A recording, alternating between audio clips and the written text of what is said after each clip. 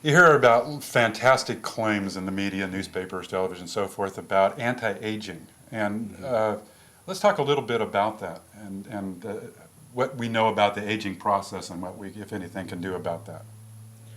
Well, there's an awful lot we can do about it. In fact, I think the way in which humans age is very abnormal compared to the rest of nature. Um, I've been thinking about this a lot, and several things kind of occurred to me here. If you find a wild animal and you were able to look at it 2 weeks before it dies of old age, it's going to be 90 to 95% as fast as it was at its fastest.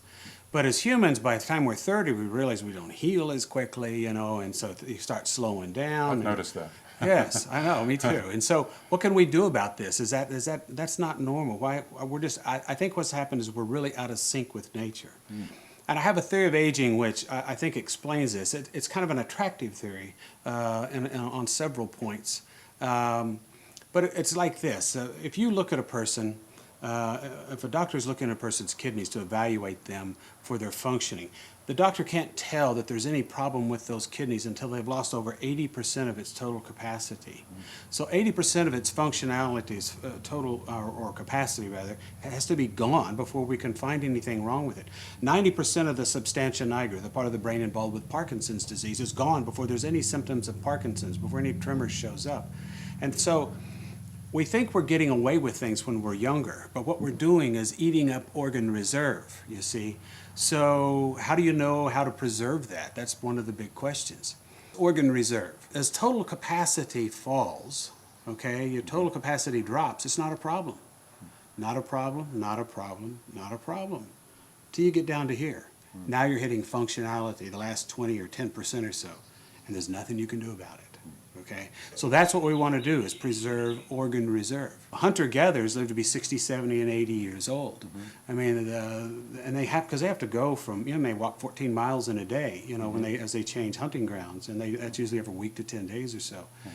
And so, the young women get severely chastised if they have a baby more often than every 3 years, because they want this one on the ground walking before she's got to carry another one. And so, one day Grandpa's in his 80s, and he says, they're getting up to move, and he says, I didn't sleep very good last night. I think I'm going to hang back here and rest up. And so y'all go ahead. I'll catch up. I'll follow the trail. It's not a problem. Y'all go ahead. Oh, no, Grandpa, we'll wait for you. We can wait. We got plenty of food here. We'll rest up here. You rest up here, and we'll go in the morning. And say, here, drink this, They all go to sleep that night, and they wake up the next day. Grandpa died in the night, and they go on. So his functionality was good until he hit the wall. Okay? So we're supposed to hit the wall with all of our organ systems at the same time, because it makes no sense that you would have, say, a cardiovascular system good for 75 years and a central nervous system good for 200. That makes sense. It doesn't make sense either from a design point of view or an evolutionary point of view. That's wasted. Yeah. So in theory, you should hit the wall. But with the way we're doing things now, we're so out of sync with nature, eating foods that selectively destroy different systems than others, we have a downward decline. And as soon as one of those systems is gone, we're through. Or you end up aging very quickly at that point. But you end up with a slow downward decline. And you're not supposed to do that. You're supposed to maintain functionality all the way through until you've lost over 80% or so of your capacity. And then you're done. We all know the guy that's 96 years old, and they found him dead in the garden one day, and he had made his own breakfast that morning, Yeah. And that's kind of what we want to be able to do, is to maintain functionality. And that's what anti-aging medicine does. It helps to maintain functionality. See, so it's not really unnatural to be aging. It's just the way that we're aging generally is right. unnatural. And you're kind of implying that we're doing things wrong. Can we do things right to affect that? We're learning what we can do for that. And I think one of the things is keeping your hormones at a healthy level, keeping our hormones, replacing them with bioidentical hormones if need to, but keep that at about a 22, 23-year-old level. You can go a long ways to maintaining health. Eating the foods that humans are designed to eat is another one. The paleo diet teaches us how to do that. Getting a good night's rest, thinking good thoughts, drinking lots of water. Doing that which you truly enjoy doing in life is probably as healthful thing as you could possibly do.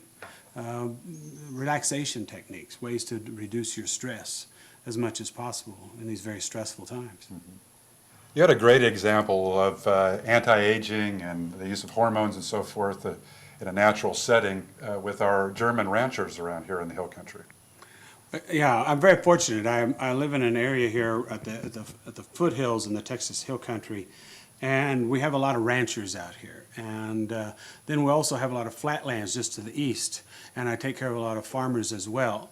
And it's it's been very interesting to me to watch these two different groups and their health, because what you find is these ranchers are incredibly healthy guys. Their testosterone level, typically maybe in their 70s and even up into their 80s, is above the normal expected range for human beings. Even growth hormone, which we measure by looking at something called IGF-1, is often in the 400s, 300s. At that age, in the upper ages, it's usually, if you get it to 100, you're lucky, and it keeps these guys apparently very healthy. They got a lot of, they're on horseback 6-7 hours a day. A lot of times they're outdoors a lot. They deal with nature, and they got a lot of meat grilling, and that's free range beef that they're dealing with, not grass fed. So I feel like that's part of it. Now my farmers, on the other hand, total different group of guys.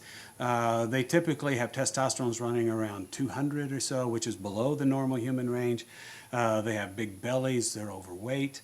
Obviously, diabetes, high cholesterol, high blood pressure. By the time they're in their early 60s, they usually have a bypass scar coming down, the zipper down the front of their chest. They're sort of pale, and libido is just sort of acute memory. My cowboy ranchers, on the other hand, they're maybe 75 years old. They're still out trimming trees. They still notice the girls when they go by, and they're still in the game. Skinny old guys got their hat ready to go. And there's just a vitality there that's very different. What do you attribute the differences to from one to the other? Well, that's a very good question. I've thought about that. I guess maybe who goes into what. You've probably got a special kind of individual that wants to be a rancher and ride horseback and do that sort of thing. So there's probably a fairly high testosterone subset that goes into that, I'm guessing. They don't have the pesticides and the fertilizers, which I think is maybe detrimental to the farmers. They have to deal with that, and maybe on a pretty heavy basis, So, and then it sort of snowballs from there. But the hormones, I think, of course, is the one thing that I can get involved with, besides trying to change their diet, maybe doing some detoxification as well to get some of those pesticides out of their system. But it's an excellent question. I'm still looking at that, and I think that we need to research that and to find out. But keeping the hormones at a healthy level, That's the approach that you take? That's the approach that I take for the guys whose hormones have sort of left them to a large degree. And they recover. The diabetes tends to go away. The blood pressure tends to go away. The high blood pressure goes away. Cholesterol falls. The fat begins to dissipate. And as they burn that up, they build more muscle. Color comes back. And the libido comes back. That's not hard to bring back. And if it hasn't been too long, then their functionality also comes back. And so that's kind of the approach that I take. And it's sort of reversing. I try to recreate a rancher out of a farmer. And I have to say not all farmers are that way, but the trend between those two groups is stark.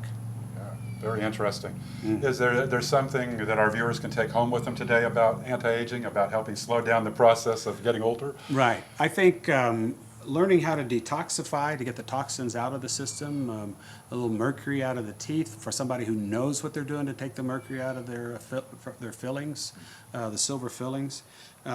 Good bacteria for the intestinal tract is super key. I always recommend that. The acidophilus. Omega-3 fish oil is probably the simplest thing a person can do, and that's the one that people tend to stick with even after they've dropped everything else, if they tend to do that. And so those are the best. I think, of course, you can always visit your anti-aging physician and get good advice there. You've been watching Beyond Medicine, Natural Health Empowerment. If you would like more information, contact the Sebring Clinic at 512-847-5618 or visit us on the web at sebringclinic.com.